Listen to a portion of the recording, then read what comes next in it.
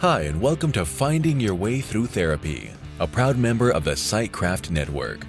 The goal of this podcast is to demystify therapy, what can happen in therapy, and the wide array of conversations you can have in and about therapy. Through personal experiences, guests will talk about therapy, their experiences with it, and how psychology and therapy are present in many places in their lives, with lots of authenticity and a touch of humor. Here is your host, Steve Bisson. Alors, bienvenue aux épisodes de transition. Welcome to the transitional episodes of Finding Your Way, Resilience, Development, and Action. My name is Steve Bisson. We're going to be doing this for a few weeks until we get to the full rebranding, which is obviously going to be Resilience, Development, and Action. I just want to make sure that people follow me throughout these changes, so that's why I'm doing it that way. I hope you listen to episode 194. It was with my co-hosts Courtney Romanowski and Lisa Monka. It was a great episode. We talked about dance movement, so please go back and listen to it. But episode 195 will be with someone, again, I choose all the people with different last names, so I hope I get it right. Jennifer Schrappe, I think that's how we pronounce it. I'll probably mess it up.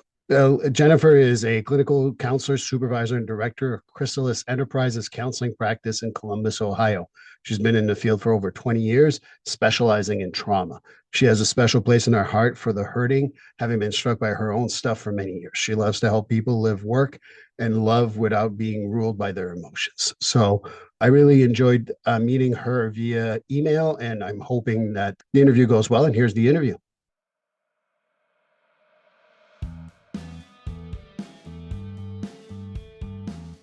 GetFree.ai. Yes, you've heard me talk about it previously in other episodes, but I'm going to talk about it again because GetFree.ai is just a great service. Imagine being able to pay attention to your clients all the time instead of writing notes and making sure that the note's going to sound good and how are you going to write that note and things like that. GetFree.ai liberates you from making sure that you're writing what the client is saying, because it is keeping track of what you're saying and will create, after the end of every session, a progress note. But it goes above and beyond that. Not only does it create a progress note, it also gives you suggestions for goals, gives you even a mental status if you've asked questions around that, as well as being able to write a letter for your client to know what you talked about. So that's the great thing.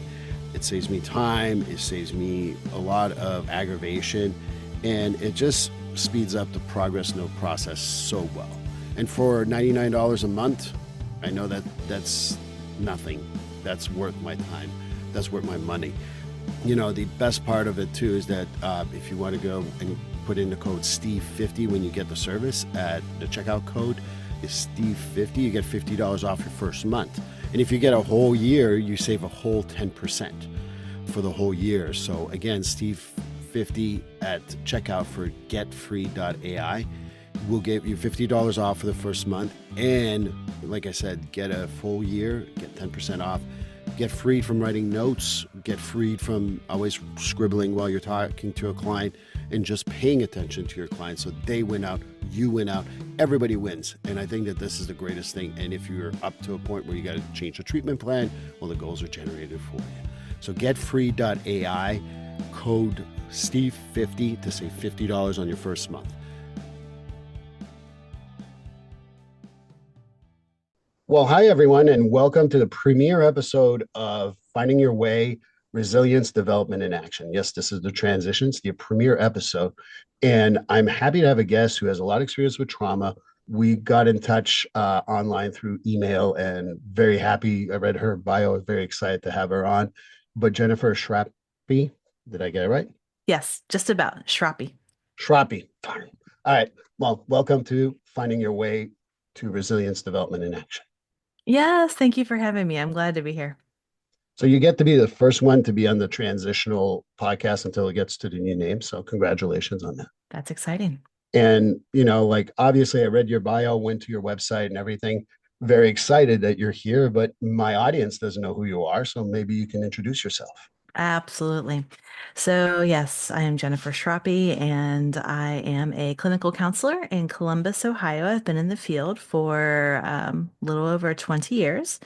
I run a practice called Chrysalis Enterprises of Ohio. We have a team of 11 clinicians, and I also do speaking and some other mental health related services around the community, crisis response, and so on and so forth.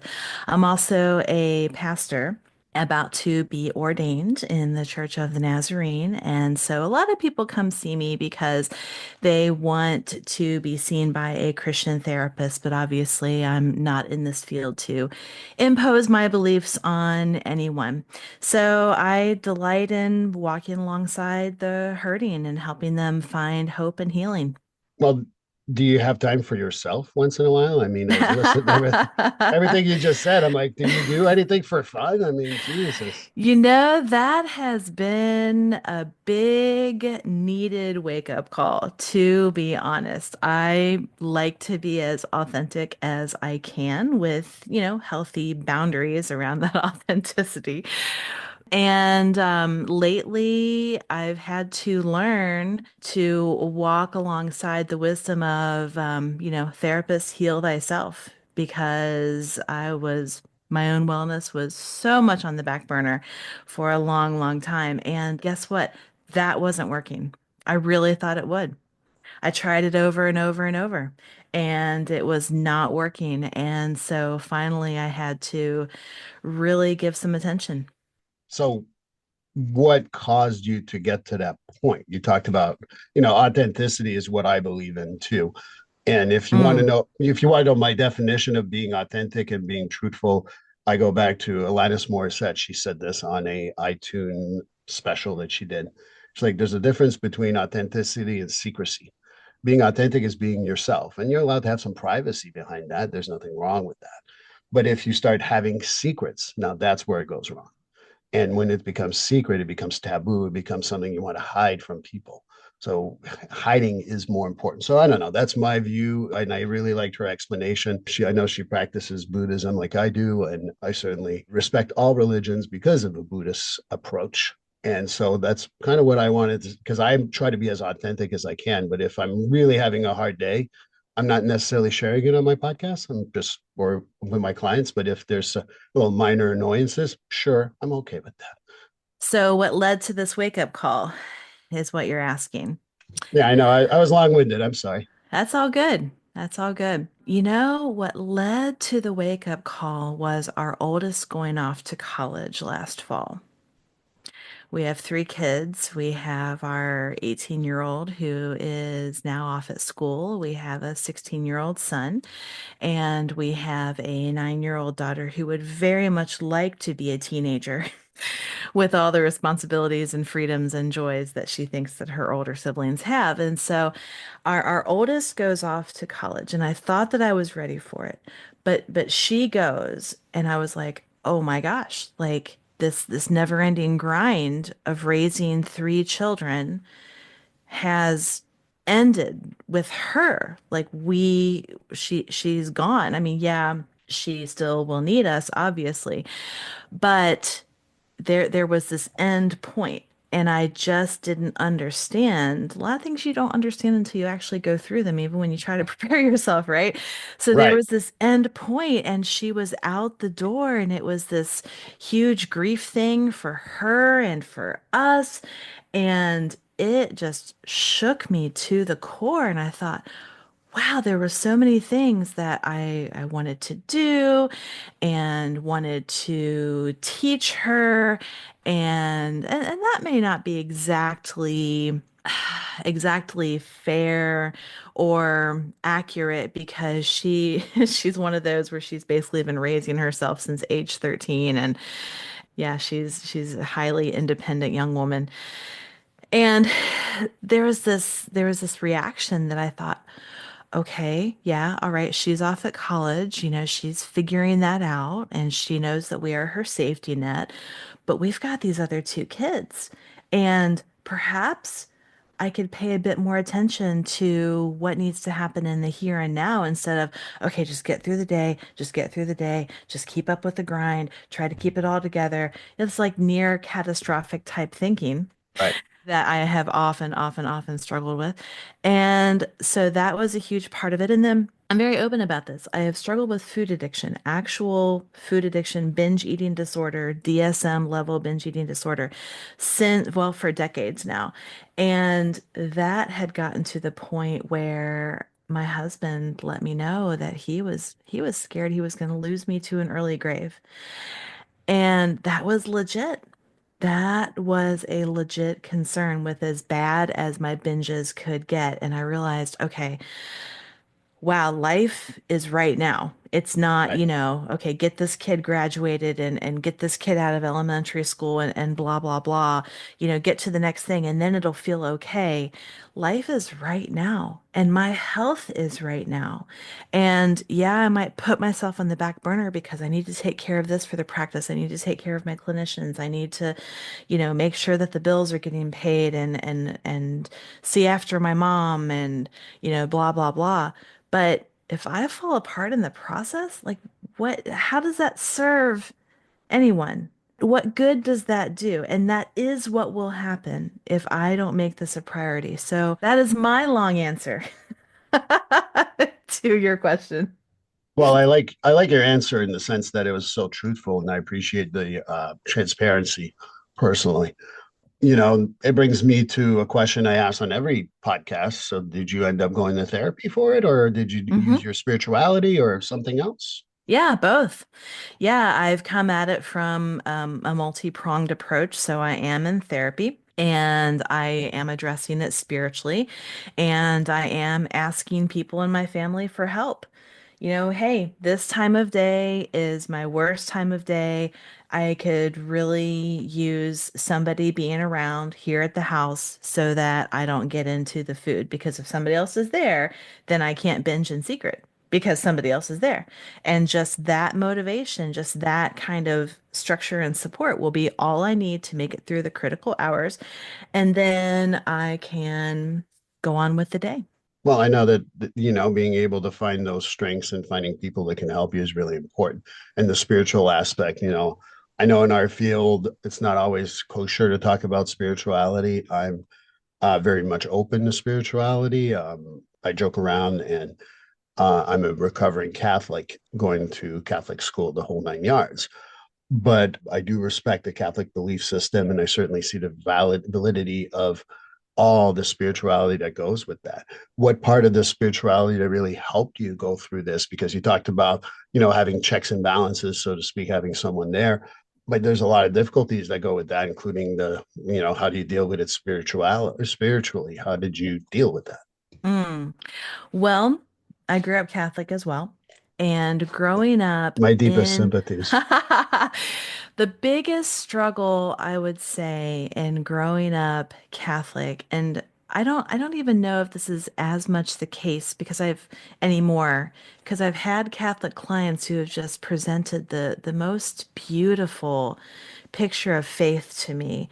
And so many people when I was growing up in the church in the 80s and the 90s, it often wasn't that way. And what I perceived was that God was this distant, judgmental, can't get close, can't please unless you check off all the boxes type entity. And I wasn't there for it. So since then, learning that God, first of all, is love, that God doesn't hate me because I don't eat perfectly, that God has compassion for those who suffer, even those who suffer in addiction, even those who suffer with an addiction that can then lead to being overweight and all of the, I mean, it's gotten better, but all of the societal judgment that can go against those who are overweight. Like God is so loving and compassionate always, always, always, always. And so understanding that and really holding on to this God who will always be there and can work through a variety of different interventions and supports and signs and beautiful things. And that has helped me immensely. Well, when you talked about, God being this all powerful, looking at us, looking for our mistakes and punishing us, I think religious trauma comes to mind when I hear that. Mm, Because I think that from my perspective, once I started developing my own spirituality, again, being a Buddhist, if there is a God, and that's just because Buddhism is not based on godlike behavior, but I'm not opposed to God probably existing, he or her. But I think about all the stuff that we used to have. Don't do this, don't do that, and to me, that's when you start bastardizing religion. When you start saying this God is not loving, he's going to come down on you, he's going to be wrathful. I don't believe in any of that. And I think that that's what the trauma came from, is that I can't do anything wrong or I'll go to hell. And you're like, whoa, that's kind of like harsh. yeah, absolutely. So, when we got into a little bit of the spiritual belief system. I appreciate you talking about it because I believe in that firmly too.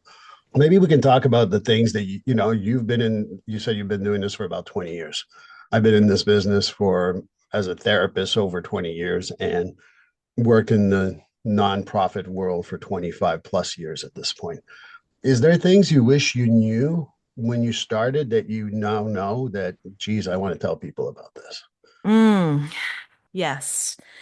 I would say first to that highly anxious young woman, I would grab her by the shoulders and I would say, out, chill out. You're making things too big of a deal.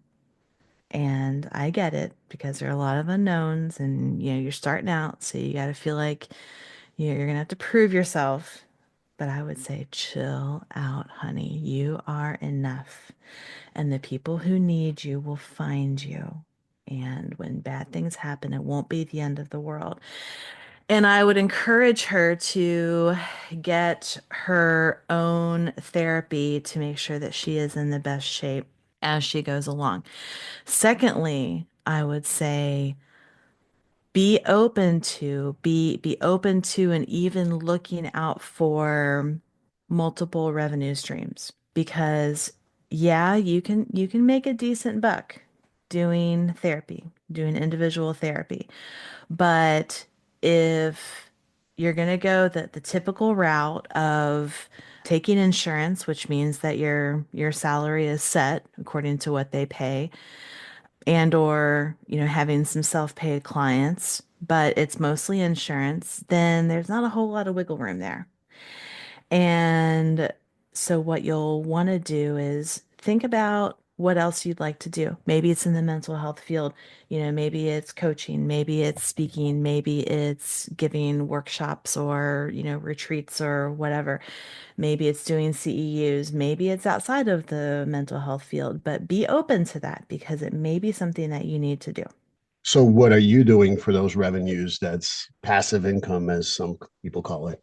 Well, stuff like this, because you're paying me for this, right? Oh yeah, a lot of money. Wait, checks in the mail, but don't cash it till The 2029. checks in the mail. Oh, that takes me back. Okay, for you young So, people, well, you will get. so what I am doing, I am putting myself out there more as a speaker, as a workshop giver. That's really the main thing. And in addition to, I'll tell you what I'm already doing is in addition to providing individual therapy, I am also fairly regularly doing crisis response work. So a local company has something catastrophic that happens and they bring in somebody like me to provide support to their employees. And that has been some fascinating work. And so it's another revenue stream. And it definitely, shakes things up a bit in a really interesting way. But yeah, mainly the speaking. And when you say crisis work, I mean, I did. I don't know if maybe you don't know. I've done crisis work for 15 years before this.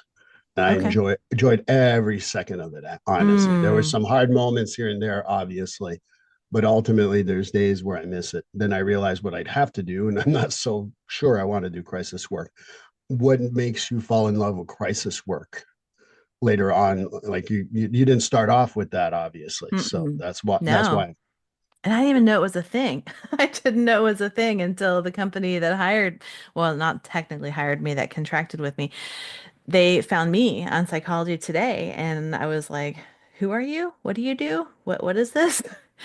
And it started in the time of COVID. And so that was, I mean, I had to be independently licensed. In Ohio, we have, the initial tier of licensure where you have to be supervised, and that lasts for about 2 years if you're working full time, and then you can attain your independent licensure, and then that opens you up to more things that you can do. So yeah, this company finds me, and what I enjoy the most is going out there and being a support to people who normally would never set foot in a therapy office. So people who, they solve their own problems, they keep stuff to themselves. They're not comfortable reaching out to a stranger.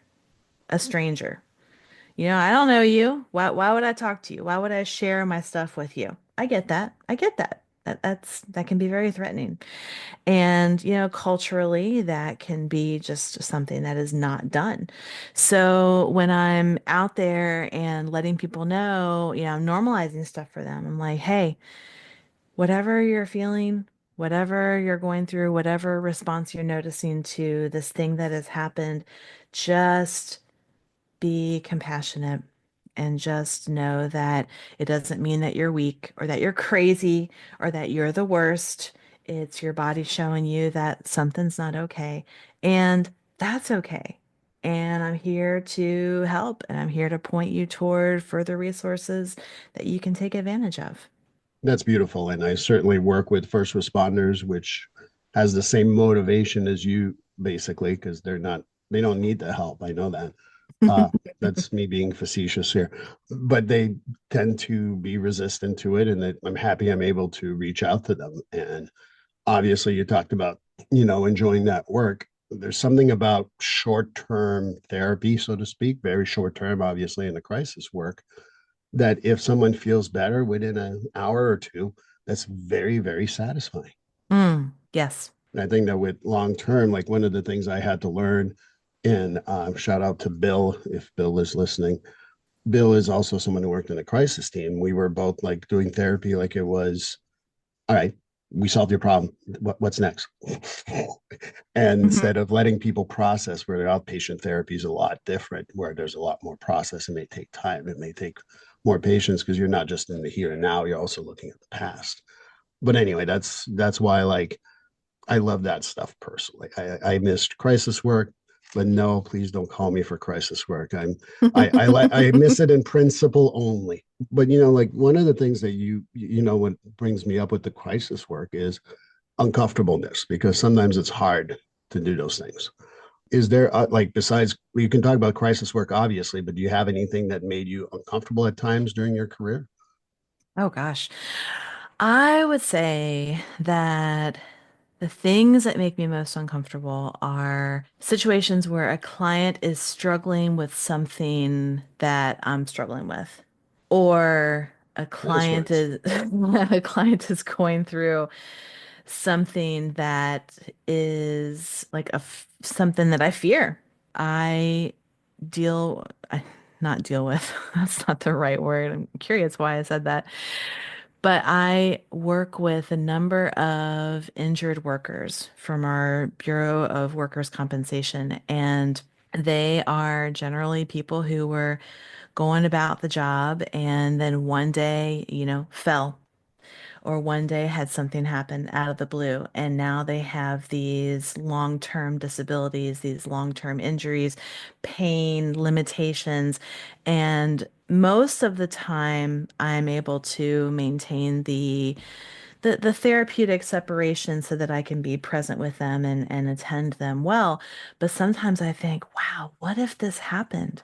And as an added thing, if there's a part of me, I'm an IFS informed therapist, so I think about my emotional system and the parts of that system. If there's a And part, for those who don't know what IFS stand for, what yes, does it stand for? internal family system, sorry. So if there's a part of me that can't find fault with the client for the injury that he or she suffered, that's all the more uncomfortable because this person was just, working an office job and fell down some stairs or was just something happened out of the blue and now again has these ongoing injuries. Oh my gosh, what if that happened to me? How would I deal with that? Oh, that would just wreck everything if I had pain all the time or I couldn't sleep or I couldn't move my body in the way that my life needs it to move. And oh, that's really uncomfortable. And so sometimes I'll notice that. And I likely need to give some attention to those fears so that again, I can stay present with my clients and serve them well. So those are the kinds of things that can, from time to time, not often, but from time to time can cause a little reaction. Well, I think that talk about things I wish I knew. One of the things I wish I knew was those things happen in therapy. Mm, Especially if I could talk to younger Steve. It's part of like, you will have some transference, you will have some projections on your clients, you will have those issues, and you'll have counter transference about other stuff. Being able to acknowledge those things is really hard. And for me, that's one of the things that I wish I knew because I remember, I think the shame kicked in pretty quickly because we had someone come in for a training and talked and had been doing this for several years. And he talked about, okay, how many of you have found a client attractive? And I put my hand up. And of course, I'm in a room, a bunch of women. So they're like, oh my God, of course the guy does that. But no, you got to be truthful about those hmm things. And that's what he said. He's like, oh, Steve's the only one willing to be truthful. But then I had the shame kick in. I'm like, oh my God, why did I, admit that? And so it caused me to spiral down to never admit that, never say anything. mm, That changed obviously in 10 years. It took me about 10 years, but like, what do I care if people are upset with me anymore and everything else. But we tend to do that, I think, with when we're working a group practice, we work in a nonprofit world, we start looking at other people for our reaction and what's a good therapist and what's not a good therapist. And we tend to internalize that. And I wish I never internalized everything that people are doing because I had to be Steve. And that's the most important part. yeah. Well, I love how you responded in that meeting, and I hate how that plagued you for like the next decade. Well, I think it's like you said, it's like, like for me, like when I talk about spirituality and when I say I may not believe in a God, most people are like, oh my God, you admit that? I'm like, I didn't say he didn't exist or she didn't exist. I'm a Buddhist. And according to Buddhist beliefs, you're dirt. And that doesn't mean that someone who believes in God is bad or good. It just means that they're different. And that's okay if that works for their spirituality. I think that I started off with such a basis of Catholicism that if you believe like us, you're one of us. And if you're not, you're against us. Mm, And, changing that mentality and we look at a political realm and we look at other things, learning not to think that way is very, very beneficial. ooh, yes. Yeah, I think that that's where like the difficulties you talked about, I'm sure that with the crisis work too, sometimes you want to just take them home. I that's why I can't work with the elderly because people say, well, why do you like what's wrong with the elderly? I want to take them all home. I want to take care of them. And Mm, that's not fair to them. That's a big transference issue. And that's a big, so I don't work with the elderly because of that. yeah, I hear you. So, when you talk about the crisis work too, I'm assuming there's a lot of trauma. I wonder if you can talk a little bit about that experience. And you can address it not only as a clinical standpoint, but I love to hear the spiritual standpoint too, because I treat trauma with all of that.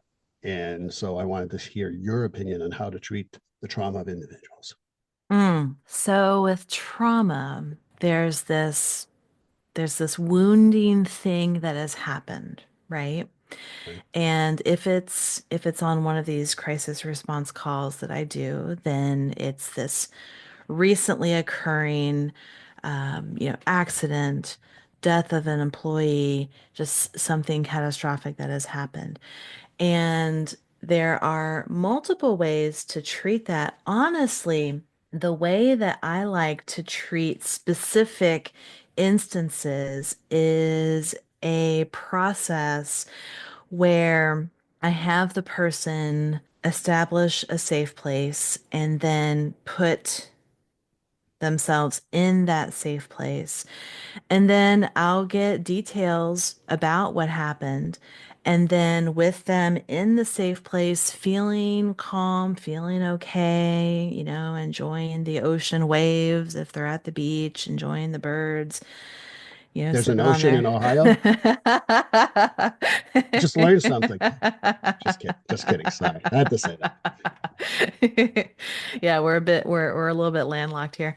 Now you got the Great Lakes though. They're pretty Yeah, cool. we do have a Great Lake.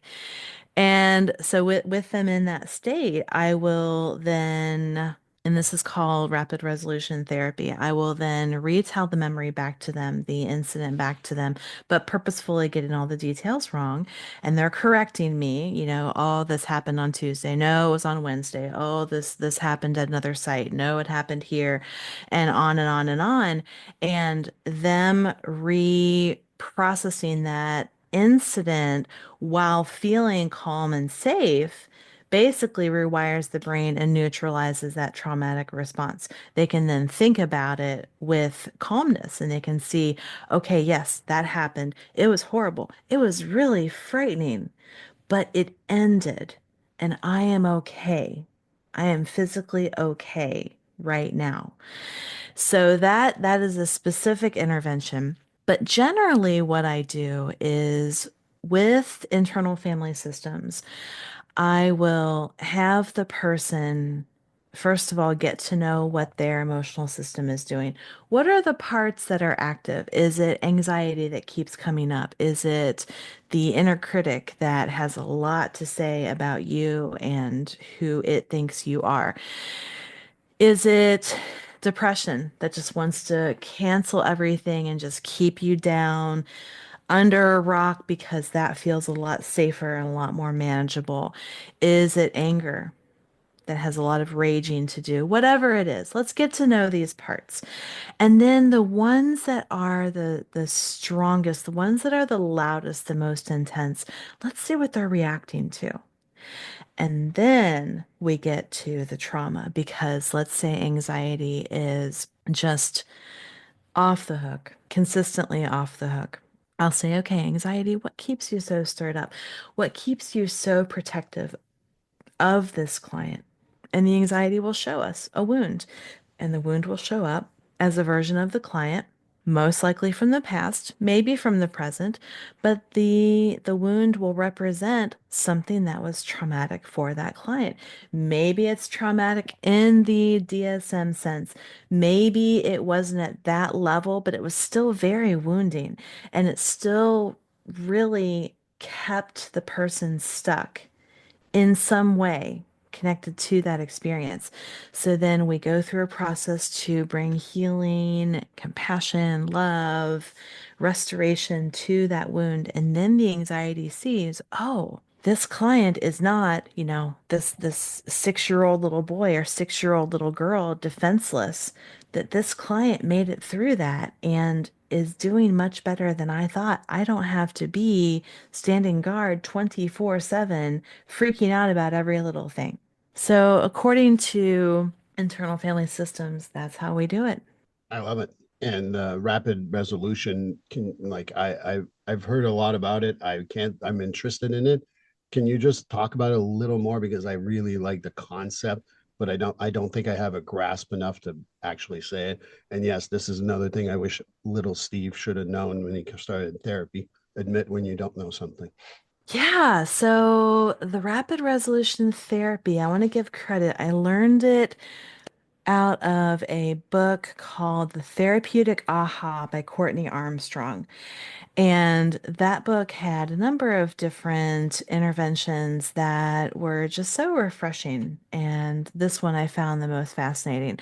And it all has to do with neuroplasticity because the brain can be rewired. We may think and feel, certainly feel, that whatever we're struggling with, according to a mindset issue, something according that is having to do with the way that we think, we may think and feel that we're always going to struggle with that that's just going to be hardwired and we can't do anything about it. And yeah, when we have repeated behaviors, when we have repeated thoughts, when we have repeated coping mechanisms, those grooves are like the Grand Canyon. Those neural pathways are Absolutely. quite deep and quite extensive, but we can make new ones. We can teach an old dog new tricks.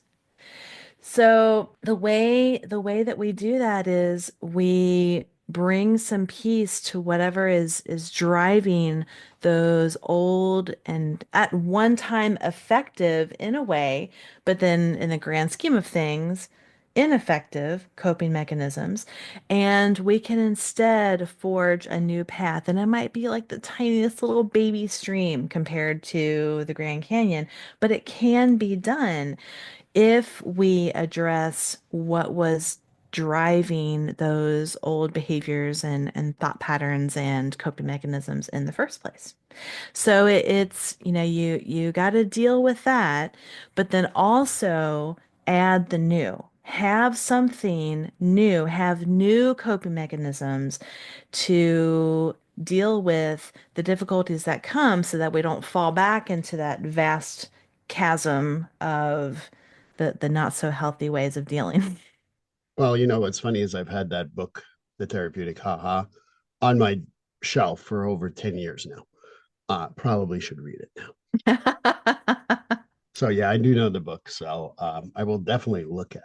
The other part too is, you talked about a lot of the stuff that you kind of do. You're going to be ordained soon, right, as a pastor. Is there other stuff that you're doing right now where people can like hear you, reach you, or anything else like that?